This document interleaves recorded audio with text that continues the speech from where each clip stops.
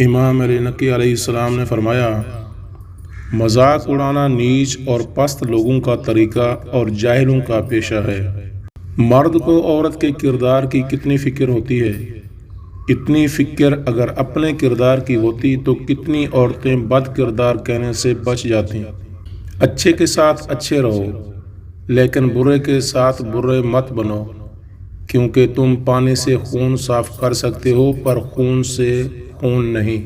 مرد کا گناہ وقت تالاب میں کنکری کی طرح ڈوب جاتا ہے، جبکہ عورت کا گناہ ساری عمر تالاب میں تیرتا رہتا ہے۔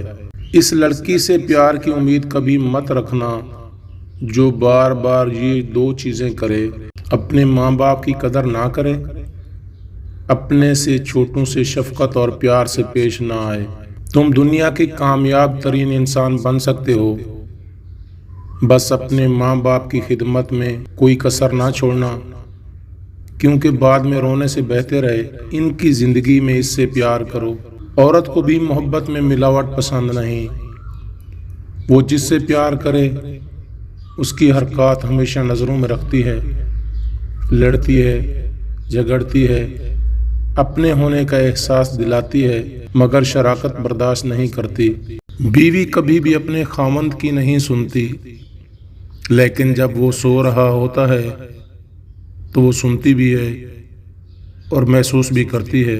حضرت علی رضی اللہ تعالیٰ عنہ نے فرمایا، تمہاری عورتوں میں سب سے بہترین وہ ہے جو اپنے کردار میں پاک دامن ہوں اور اپنے شوہر کو حد درجہ پسند کرنے والی ہوں۔ حضرت علی رضی اللہ تعالیٰ عنہ کی خدمت میں ایک عورت آ کر پوچھنے لگی، اے علی، وہ کون سی عورت ہے جو گھر کو برباد کر دیتی ہے، اللہ کی رحمت، برکت اور سکون کو گھر سے ختم کر دیتی ہے؟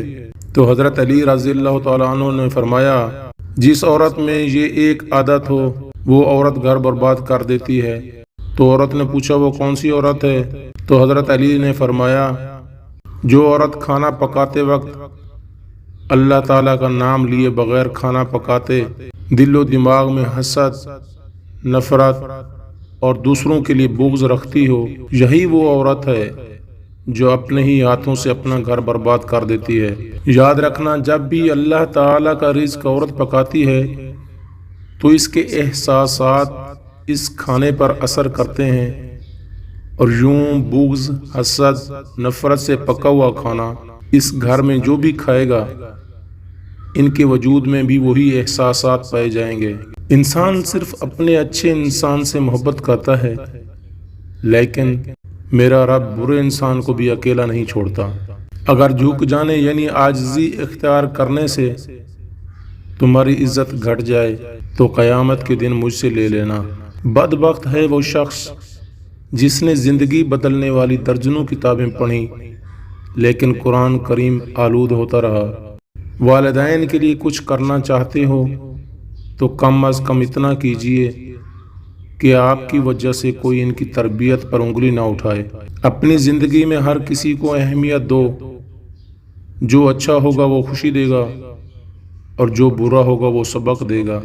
کسی کے جذبات کو اتنی چوٹ نہ پہنچاؤ کہ آپ کا خیال جب بھی آئے تو اسے تکلیف ہی ہو۔